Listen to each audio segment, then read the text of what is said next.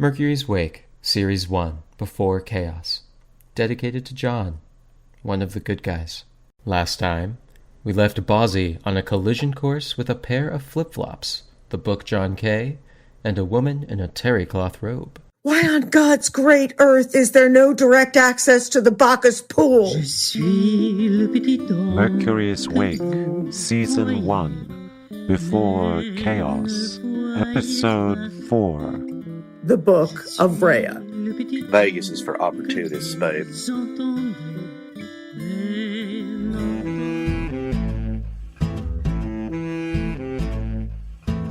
I was lost, irritated, and wearing flip-flops. Rhea, don't ask for directions. It shows weakness.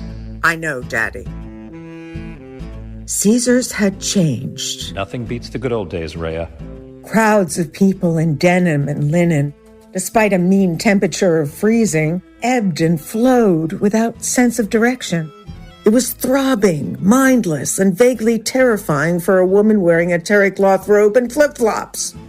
The woman? Me. What a mess. I hate terry cloth.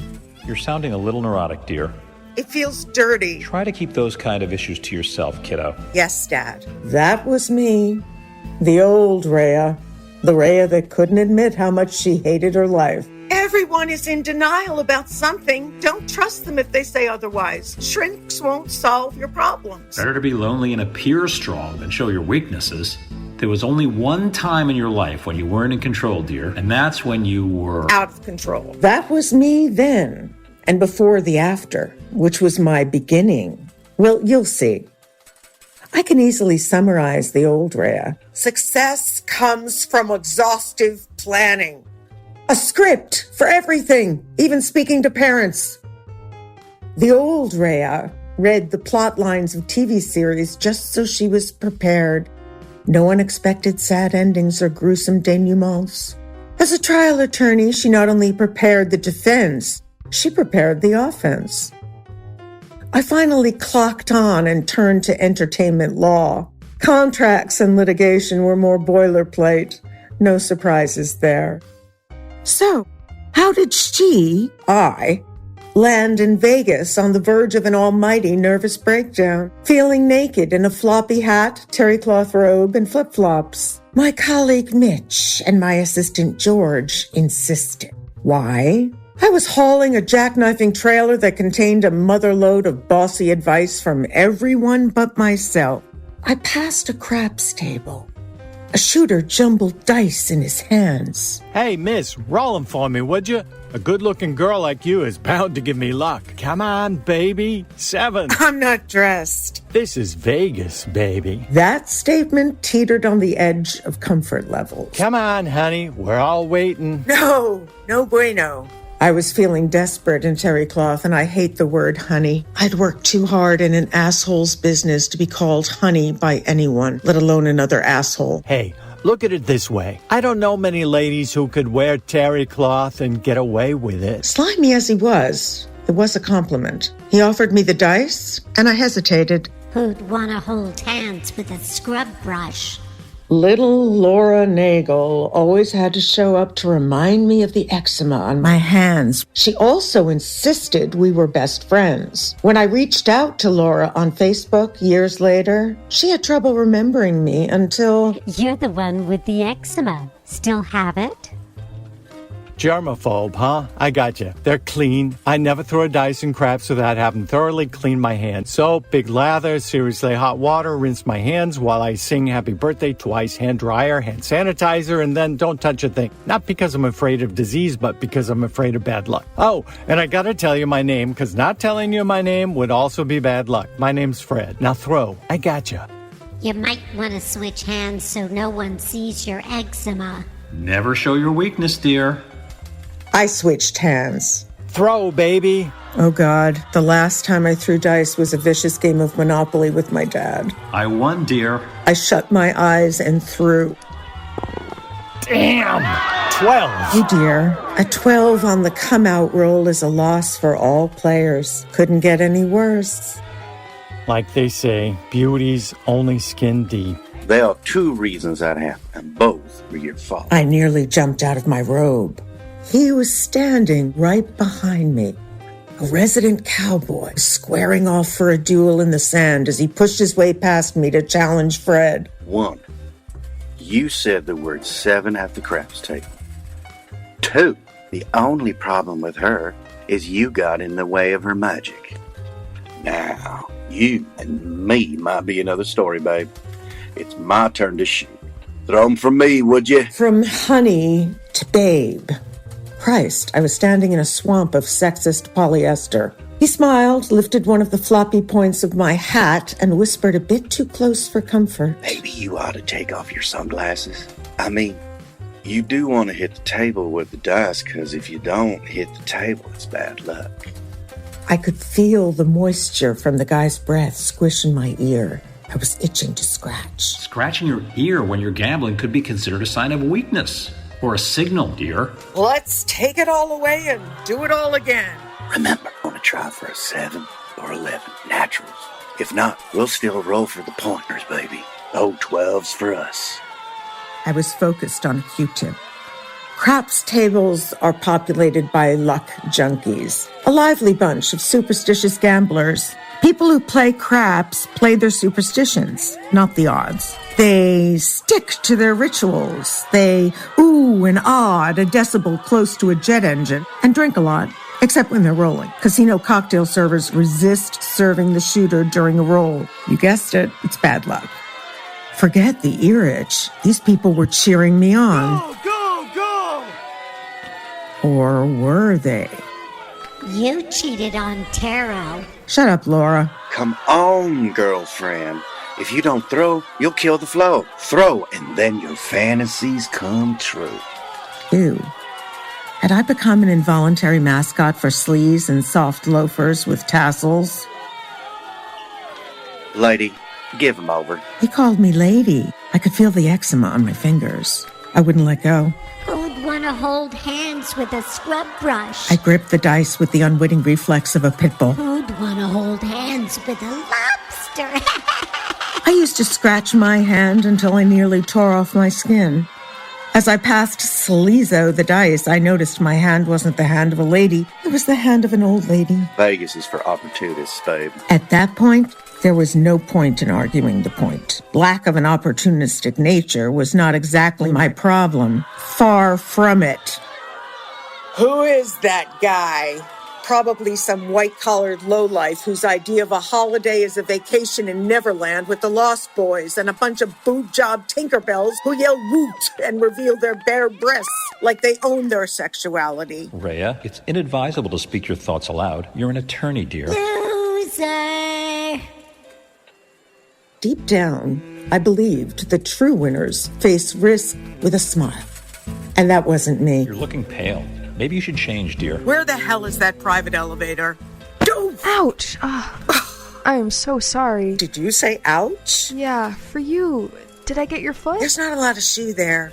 The rubber strap took most of the blow. I think you're in the wrong direction for the pool. Yes, but I'm defaulting to the elevator. I'm definitely the wrong person to ask. I thought so. I wasn't sure where to look. She was wearing a dizzying collage of Hawaiian print garments and a pair of patent leather Doc Martens. If it's any comfort, I'm lost too. I was looking for a place to read. There's always the pool, but of course you'd have to find the damn thing. I don't sunbathe. Makes me sweat. I'm Imani Cosmos, by the way. I hope I didn't put a dent in your afternoon. Rhea Quackenheimer. You mean a dent in my foot. What did I say? A dent in my afternoon. Did I? Did you what? Oh, did you put a dent in my foot? I wouldn't call it a dent. More like complete annihilation. Only kidding. It hurts, but not a bad hurt as far as hurt goes. Oh, you mean not a sue me for tons of money kind of hurt? Litigation and I walk hand in hand. Great, you're a lawyer. Look, it's just a foot and a flip-flop. Besides, I've already had one collision. I'm getting kind of used to it. Uh-oh. She dropped to a crouch, putting her head between her knees. Are you all right? I'm dizzy. Stay here and I'll try to find some water. I flapped off. Oh, let's face it, more like flap drag, flap drag, flap drag.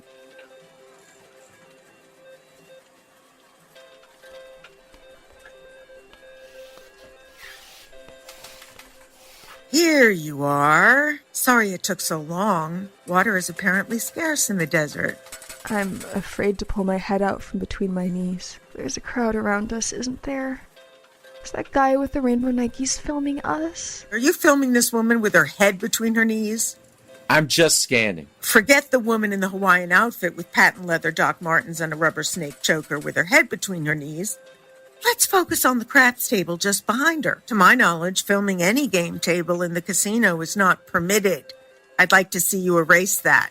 But it's nothing. I can always call security. Okay. Allow me. I want to make sure it's erased. I know it's hard to believe, but despite the unprecedented number of cell phones persistently primed to capture something, people do have rights. You are an asshole. You know, I always think of that word as gender specific. I mean, there are so many rich pejoratives for women, but you wouldn't be the first to call me that. I guess that's something I'll have to live with. I can't believe this. I don't remember people being like that when I grew up. Like what? If I had had that conversation with that guy in an alley, he would have punched me. Comes in handy being an attorney, huh? You learn to argue better, but there are only a few gifted attorneys. I'm not one of them. Off topic, I found the elevators. It's amazing what you find when you're not looking for it. Preach. I'm not preaching. Oh, sorry. Preach is just like saying, you go, girl, but maybe not as dated. BTW, there's not a lot to see if you're a knee. I'm gonna try lifting my head. You do that often? Put my head between my knees? Faint. I sometimes get a little dizzy. And so I'm gonna sit here for a few minutes before I brave the great city of Rome. I'll be seeing you. Do you think so? I regretted offering that. Who knows? Given my bad sense of direction, the odds aren't good, and let's face it, strolling in the casino is vaguely baffling unless you're drunk. It's hard to see past all the gigantic sippy cup cocktails people are sucking on while screaming conversations. I've never been more aware of the world being so full of strangers. They're not strangers. They're aliens. Trust me, I've been here a week. You've actually been here a whole week? Long, boring story. I finally saw who my ex really is, and I'm trying to take the road less traveled by people addicted to bad relationships. I'm not sure the Appian Way at Caesars is the best road, but, well, nothing's easy, dear. Sorry, that was weird. I don't know why I called you dear. I must be channeling my client, Miss Veronica. Your name is Manny? Imani, or Ani, in case we find ourselves in the same bar, drowning our sorrows. I'm just here to see a client. Sorry, my bad. I'm probably the only kooky soul who thinks I'll find myself in Vegas. But I'm sure you have better things to do than hang out with the little match girl. May I ask something? Of course. Imani Cosmos is quite a name. That's a question? I'm an attorney. My father was Greek, my mother was Kenyan. Powerful combo. Don't sell yourself short when it comes to men. Men are best when they come and go. By the way, got my eye on that rubber snake choker.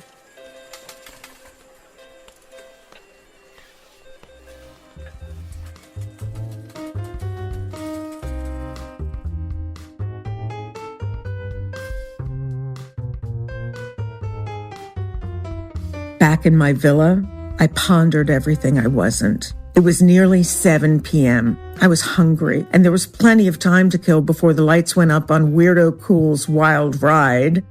It had been a long time since I'd seen Weirdo. Sure, we waved at each other at the rare press event, but Weirdo was forever on tour. I wondered if he had lost a bit more hair, exposing his temples. Had his smile lines become permanently grooved, or were his dimples just a bit more prominent? He did send me a book at Christmas with an inscription he'd written inside the cover.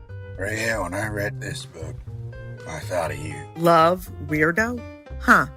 The book? John K.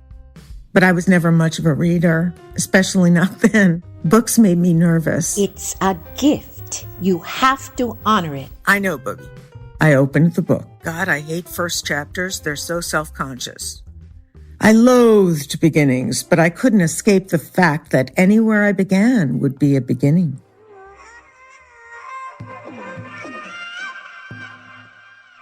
It is impossibly quiet as I persist in a dull state of disbelief over my achievement. I manifested the most preposterous dream of the century. I overrode all those worthy astronauts, the talented and the brave. Why? because scientists respect a healthy amount of insanity, and this mission is a certain kind of suicide. Nothing matters to me. I have nothing, I suppose. I am nothing. Typical enigmatic weirdo giving me a book about a loser with delusions of grandeur. Like I said, this was the old Rhea.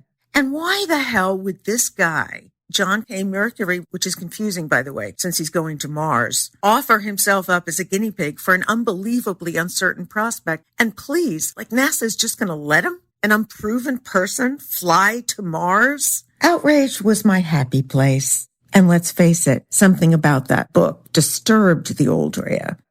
Weirdo gave me that book to make a point.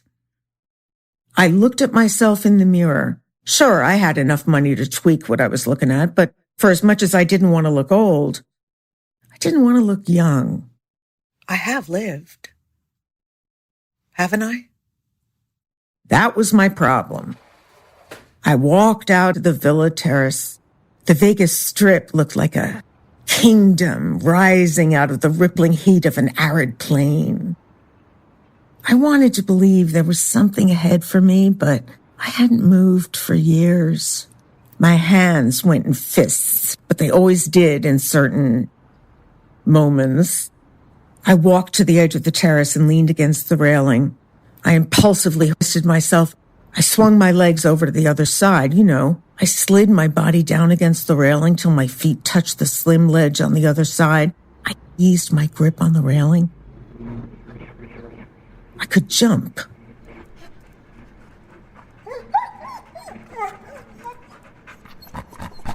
Boys, my dogs, my big, hunky bull mastiffs, my angels were licking my hands. You're right, boys. I couldn't leave you. The dogs turned and looked behind them, wagging their tails. Someone was standing in the doorway. Someone was watching me. But no one was there. I gingerly put a leg over the terrace railing and then the other, sliding in a slow-mo till I was back on solid ground. I walked into the villa and closed the door. I looked back at the Vegas skyline. It was the magic hour. Buildings glowed with residual sunlight. In the near absence of day, there's something poignant about the shift from day to night. I thought about John K. How awful to be so lonely. I wanted to cry, but I had forgotten how. You're too smart for your own good. A male associate once told me that. It stuck. Rhea Quackenheimer, LLM, was in a quagmire. The trappings of my life were suffocating me. The trappings were great. Top A&R exec. You couldn't get any better as a woman as anyone. I owned a Malibu home, 2 beautiful bull mastiffs. What's to hate? Rhea, your 1 p.m. is here. Do you have a band? Or are you it? Okay. What are you, 19? He was 35 if a day. The bottle black hair wasn't fooling anybody. Listen, cramp. It's crease, actually. Okay, crease. Why don't you leave your info with my assistant, George? George had stuck it out with me for years. He knew every dirty detail of my life, or so he thought. That ain't no casting couch. Miss Thing just likes to screw with a colleague. The truth was, I'd had a few passing boyfriends, significantly 2, one younger, one older. When I was with the older guy, it felt like a relationship with someone else's fantasy. When I was with the younger guy, I felt old. When I broke up with him, he wept for a week and then thanked me. There was always Weirdo, but Weirdo was a pop star. Glitch metal and absolute shit. Can the hair rocker make a comeback? Missy might hate that shit, but she do like it when that shit buys her some designer heels. Get Mitch on the phone. I have to yell at him. Ooh, Lord. Can I listen? No. Mitch was my colleague, a bulldog lawyer with the hands of a farmer. It's hard to know what scared Mitch's adversaries more, his vitriol or those great big fists. Look, Mitch, it was provoked fat-shaming. She mentioned my age. That's ageist. I know, the old Rhea sounds like a horror show, but hold on before you judge. In my addled brain, people were overweight if they weighed a pound over zero. Ever since summers on the Borscht Belt, I was terrified of weight gain. Rhea, darling, we're not at the Metropolitan Museum of Art. Stop looking, eat. Ah, Booby, I miss you. Booby is Yiddish for granny. My Booby used to take me to Kutscher's on the Borscht Belt in upstate New York. Just say Borscht Belt, and you put on weight. Oh, what a fabulous buffet. They've got everything, and the fruit cocktail with choice of Miracle Whip, cottage cheese, or Jell-O. Exactly. It was the fruit course that killed me. You're gorgeous, darling. Zaftig. What a figure. I wanted to be a skinny blonde girl. Why? There's nothing to grab. And brunettes are mysterious. You're beautiful. Eat. I ate. Later, when my Booby was no longer in my life to remind me of what it is to live, I got skinny. And I became obsessed. Having weight implied unchecked impulses, and impulses implied a sense of personal freedom, and that scared me. I was soft once, then I was all angles.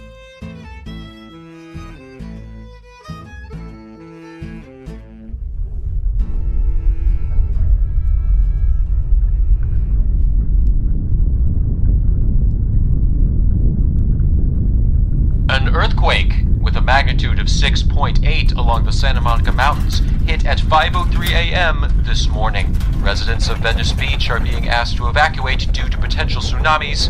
Malibu has experienced landslides. Reports of damage are still coming in. Currently, as many as 10 people are reported injured or missing. It was like a left hook from the devil, like he reached out from the bowels of the earth and slugged me. I was asleep, and then I was awake, already sitting up. This wasn't small.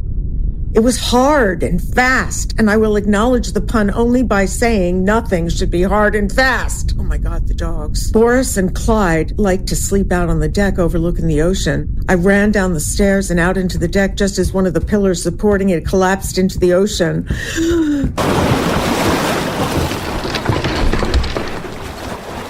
We were thrown off the deck in an instant. We should have died. I can still feel the sudden warmth of two furry bodies flanking my panic. We were inches from rock. And as I grabbed the dogs' collars, I turned and looked up toward Pacific Coast Highway. It felt as if someone was watching me. Had someone come to help? No. I'm not a good swimmer, but my God, I swam. When we reached the slim shore, we walked up the stairs leading to the front of the house, and we dropped to the ground, exhausted. I crawled between the dogs.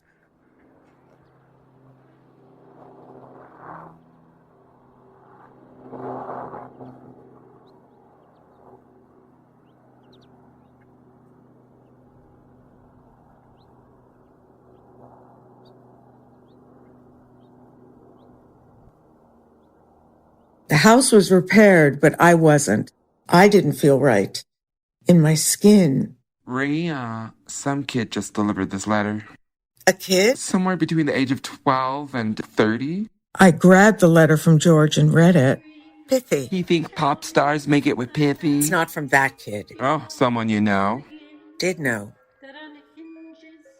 As the days wore on, I found myself taking frequent showers. I rushed home from work just to stroke Boris and Clyde. At night, when Malibu traffic went nearly silent, I'd open all the doors and windows facing the ocean, hoping the crashing waves might drown out my thoughts.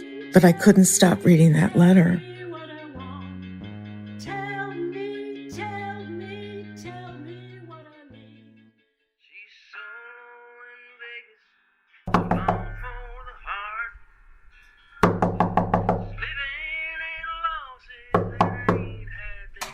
Rhea, are you playing country music? Like ancient country music? Ancient is a bit of a stretch. You blinked. So? No reason. Anywho, Pipsqueak says he's not happy with the video shoot. He says he won't play guitar sitting naked on a toilet seat, and he won't sit on a toilet seat with a fucking camera woman between my biscuits and cheese. You handle it, George. I'm over drama. In this business, we live for drama. I was rarely impervious to George's variety of sass, but I wasn't the same, Rhea. He knew it. I tell you what, I can handle Pipsqueak, but weirdos playing the Pompeii in Vegas. Duh. What about a live recording? Brilliant. You handle it, George. You like Vegas. Vegas was a memory I'd rather neglect. Vegas is the only place where your mother and I had sex, dear. Moving right along. When I was a child, we spent Thanksgiving in Vegas. That is, the old Vegas. Musty, smoke-filled casinos offering upgrades to people who spent no more than $100 gambling. Poolsides full of oil-dipped women for that deep tan. Guests carrying suitcases, not rolling them. Women in sequins. Women in muumuus at penny slot machines, wearing white gloves to prevent calluses from repeatedly pulling on those long arms of the devil. For adults only. Cocktails that were more liquor than mix. Dining that was fast, bland, or unquestionably swanky, serving spaghetti or steak and offering the best wine in Vegas next to jug wine. What better place to consider all things for which to be thankful? Of course, Vegas had changed, and to the rest of the partying world, Vegas was the new cool, and no one was cooler than Weirdo Cool. What do I wear?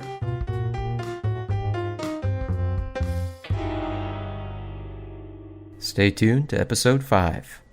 Nothing like a cliffhanger. Thank you for listening. To discover more, you can find us at www.werglobal.show. The journey continues.